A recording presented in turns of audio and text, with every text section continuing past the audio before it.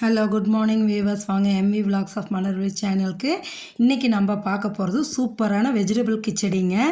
நம்ம டெய்லி உப்புமா ரவை அந்தமாரி செய்கிறது குழந்தைங்களும் விரும்ப வரதில்லை, பெரியவங்களும் விரும்புறதில்லைங்க. உப்புமா அப்படின்னாவே வேண்டாமாங்க. நீங்கள் இப்படி செஞ்சு கொடுங்க, வேண்டான்னு சொல்லாமல் சாப்பிடுவோம். பாருங்கள், அதுக்கு பீன்ஸ் எப்படி நறுக்கியிருக்கோன்னு பாருங்களேன். அப்படி கிராஸாக கேரட்டு, உருளைக்கிழங்கு, பச்சை பட்டாணி வந்துட்டு இப்போ இருந்தால் போட்டுக்கலாங்க. இல்லாட்டி பட்டாணியை நைட்டே ஊற வச்சு வெவிச்சு எடுத்து வச்சுக்கிட்டேங்க.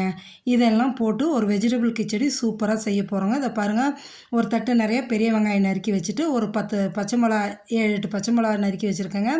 தக்காளி 2, ஒரு அரை மூடி தேங்காய் துருவி எடுத்து வச்சுக்கோங்க. இதெல்லாத்தையும் தான் போட்டு செய்ய போகிறோம். இதுக்கு வந்து ஒரு கிண்ணம் வந்து ரவைங்க. இது கரெக்டாக 1/2 கிலோங்க. இந்த ரவை 1/2 கிலோ ரவைங்க. அதுக்கு வந்து நம்ம ஒரு பேக்கெட் சேமியா போட்டு கிளறணுங்க. இது வந்து ரவையை வந்து கடையில் வாங்குறது ரோஸ்டடாக தான் இருக்குங்க. இருந்தாலும் நம்மளும் வறுத்து எடுத்துட்டோம்னா இன்னும் நல்லாயிருக்குங்க. நெய் போட்டு வறுக்கலாம். நெய் போட்டு செஞ்சால் அவ்வளோ நல்லாயிருக்குங்க.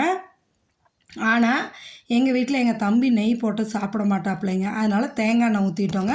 தேங்காய் எண்ணெய் உங்களுக்கு நல்லாயிருக்கும் டேஸ்ட்டு. அதனால் தேங்காய் எண்ணெய் ஊற்றி தான் செய்கிறோங்க. தேங்காய் எண்ணெய் ஊற்றி ரவையை வந்து மீடியம் ஃப்ளேம்லேயே வச்சு வறுத்தெடுங்க. கருகிடக்கூடாதுங்க. கருகாமல் அப்படியே வறுத்து அந்த தேங்காய் எண்ணெயில் போட்டு ரவையை வறுக்கும்போது ஒரு ஃப்ளேவர் வரும் பாருங்க. ஸ்மெல் சூப்பராக இருக்குங்க.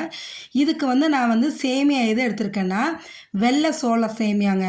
வெள்ளை சோளம் இருக்கு இல்லையா, அந்த வெள்ளை சோளத்தில் செஞ்ச சேமியா தாங்க எடுத்திருக்கேன், கலந்துக்கலான்னு சொல்லி. அது ஒரு பேக்கெட் எடுத்து வச்சுருக்கேன் பாருங்களேன். இந்த ரவையை போட்டு நல்லா கருகாமல் கைவிடாமல் அப்படியே கிளறி எடுத்து ஒரு பிளேட்டில் வச்சுக்குங்க. வச்சுக்கிட்டு இல்லை அந்த பேஷன்லேயே கொட்டினாலும் கொட்டி வச்சுக்கிட்டு அதுக்கப்புறம் தான் நம்ம தாளிக்கணுங்க.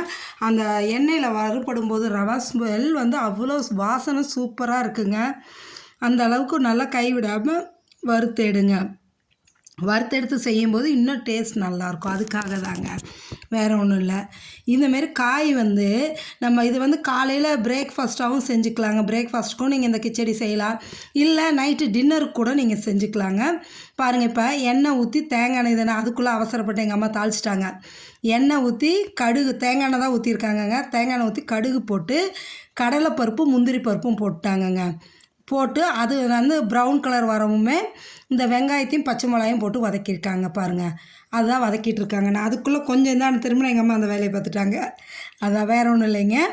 அப்படியே எண்ணெய், கடுகு, கடலப்பருப்பு, முந்திரி பருப்பு போட்டு வதக்கிட்டு அதுலேயே வந்து இந்த வெங்காயத்தையும் பச்சை மிளகாயும் போட்டு நல்லா வதக்குங்க. வதக்கினதுக்கப்புறமா அந்த நறுக்கி வச்சுருக்க தக்காளி 2 தக்காளி நறுக்கி வச்சுருக்கோங்க. அதையும் அரை மூடி தேங்காய் துருவி வச்சுருக்கோம்லங்க, அதையும் எடுத்து ஒன்றாவே போட்டுக்கலாங்க. போட்டு நல்லா கிளறிடுங்க. கிளறும்போது ஒரு கொஞ்சோண்டு இதுக்கு மஞ்சத்தூள் போடணுங்க. மஞ்சத்தூள் போட்டால் தான் நல்லாயிருக்குங்க. கொஞ்சம் மஞ்சத்தூள் போட்டு அப்படியே கிளறிட்டே இருங்க. சூப்பராக இருக்குங்க இந்த கிச்சடி. தேங்காய் சட்னி இதுக்கு ரொம்ப நல்லாயிருக்குங்க. தேங்காய் சட்னி வச்சு சாப்பிட்லாம். காய்கள் வந்து எல்லா இதுலையுமே நம்ம இது காய் சேர்த்தும் போது நிறைய காய் சேர்த்தும் போது உடம்புக்கும் நல்லதுங்க. ஹெல்த்தியானது தான். குழந்தைங்களும் விரும்பி சாப்பிடுவாங்கங்க. யார் இந்தமாரி செஞ்சு கொடுத்தா உப்புமா வேண்டான்னு யாருங்க சொல்லுவாங்க? சூப்பராக இருக்கும். நீங்கள் செஞ்சு பார்த்துட்டு எனக்கு சொல்லுங்கள், சரிங்களா? இப்போ பாருங்கள், நல்லா கலராக இருக்குது பாருங்கள். வதக்கிட்டு இப்போ இந்த காய் நறுக்கி வச்சுருக்கோம்லங்க, கழுவிட்டு நறுக்கி வச்சுருக்கிற காயும் சேர்த்து போட்டு வதக்கணுங்க. வதக்கி அந்த காய் வேகிறதுக்கு மட்டும்தான் தண்ணி ஊற்றணுங்க.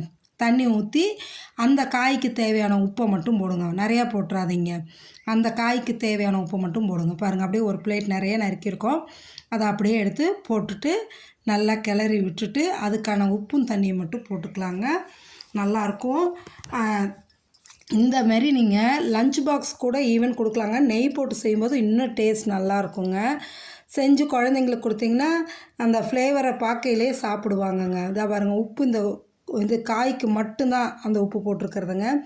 போட்டு இந்த காய் வேகிறதுக்கு தேவையான அளவு தண்ணியை ஊற்றிடுங்க.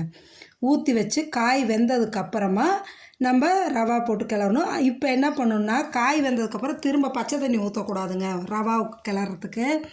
அதனால் என்ன பண்ணுறோன்னா, நம்ம ஒரு கிண்ணத்தில் எடுத்துருக்கோம் இல்லைங்களா ரவா, ஒரு கிண்ணத்துக்கு வந்து 2.5 கிண்ணம் தண்ணி ஊற்றி கொதிக்க வச்சுருங்க ஒரு பக்கம்.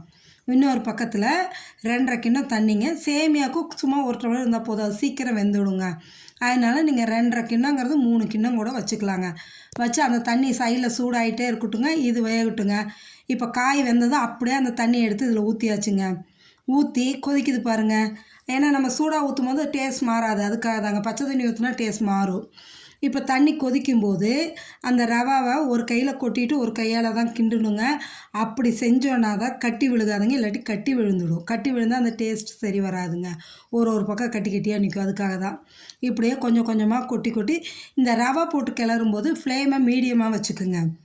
ஏன்னா ஃபுல் ஃப்ளேம் வைக்காதீங்க. ஃபுல் ஃப்ளேம் வச்சிங்கன்னா சீக்கிரமாக கெட்டிப்பட்டுரும், ரவை வேகாது. அதனால் ஃப்ளேமை குறைச்சி வச்சுட்டு ரவையை கொட்டி கிளறுங்க.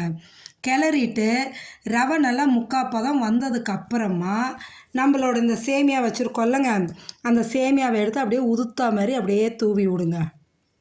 நல்லா ஊற்ற மாரி அப்படியே தூவி விட்டுட்டு அந்த சேமியா பாருங்கள் கலரே வேறு மாதிரி இருக்கும் பாருங்கள். ஒயிட் கலரில் இருக்காது, கொஞ்சம் பிஸ்கெட் ஷேடில் இருக்கும். போட்டு இப்போ இந்த தண்ணியே அந்த ரவைக்கு வேகிறதுக்கு போதுமானதுங்க. அப்படியே கிளறி கிளறி எடுத்துக்கிட்டு இந்த ஸ்டேஜில் என்ன பண்ணுறீங்க, ஒரு 5 நிமிஷம் மூடி வச்சுருங்க சிம்மில் வச்சு. அது நல்லா புழுங்கி வந்துடும். இப்போ பாருங்கள் ரெடி ஆயிடுச்சுங்க. நம்மளுக்கு தேவையான வெஜிடபிள் கிச்சடி. சாப்பிட்டு என்ஜாய் பண்ணுங்கள். Thank you viewers.